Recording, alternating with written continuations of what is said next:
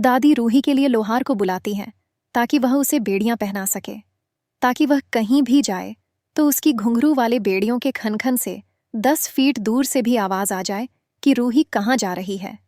दादी की चालबाजी रूही को खतरे में डाल रही है। वह बेड़ियां रूही के पैरों में जूही को ही पहनाने को कहती हैं कि तुम ही इस घर में रूही को लेकर आई थीं, अब तुम ही अपनी बहन को बेड़ियों में बंद करोगी। दोनों बहनें बहुत मना करती हैं, लेकिन दादी कहती हैं कि एहसान मानो मेरा, वरना मैं तुम्हें धक्के मार के घर से निकाल देती। रोली इस सारे हंगामे को देखकर बहुत खुश हो जाती है और रूही की आंखें नम होती हैं और वह इस हालत में स्टोर रूम में जाती है और बहुत ही टेंशन लेती है कि अब वह इस हालत में इस खन खन की आवाज में नहार जी से कैसे मिलेगी, उनको कैसे सब चीज याद दिलाएगी। नहार डॉक्टर के पास गया हुआ होता है, अपने हेल्थ चेकअप कराने के लिए सारी रिपोर्टें नॉर्मल आती हैं, लेकिन उसे इस बात की चिंता होती है कि जब सारी चीज ओके है तो मुझे कुछ याद क्यों नहीं आ रहा है, मेरी याददाश्त कैसे चली गई। लेकिन रोली बात पलट देती है कि नहार जी सब ठीक होगा, आप टेंशन क्यों ले रहे हैं, मैं ही तो आपकी पत्नी हूं, आपको सब चीज याद करने की क्या जरूरत है। हम दोनों वापस से वह सारी लम्हों को जिएंगे और साथ साथ समय बिताएंगे। रूही घूंघट करके नहार के कमरे में आती है और उसे खन खन की आवाज से नहार बाहर जाने की कोशिश करता है, लेकिन रोली रूही को जलाने के लिए अपना सर नहार के पैरों में रखकर सो जाती है कि आप मेरे माथे को सहला दीजिए, मेरा माथा बहुत दुख रहा है। फिर रूही वहां से यह सब देखकर चली जाती है, लेकिन बस बेड़ियों के कारण सीढ़ी पर गिरते गिरते बचती है। लेकिन नहार उसका हीरो बनकर आता है और उसे बचा लेता है। जैसे बेड़ियों उसका फेस देखने की कोशिश करता है, वैसे ही रूही ने फट से घूंघट कर लिया। रोली रूही को नीचा दिखाने के लिए एक से एक चालबाजियां करती है।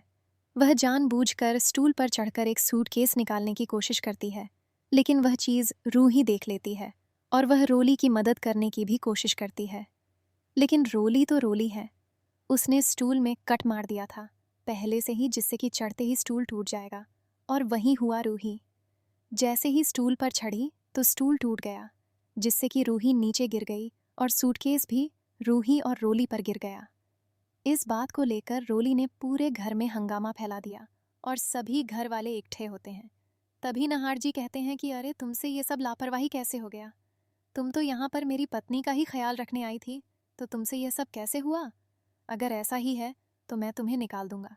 काम से इसी बात का मौका का फायदा उठाते हुए दादी कहती हैं कि निकाल दो इसे, घर से निकाल दो इसे।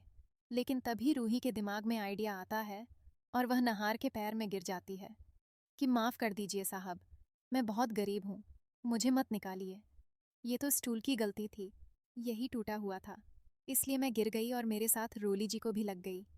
लेकिन रूही कितनी भी लाचार हो, वो रोली का सच सबके सामने ज़रूर सामने लाएगी।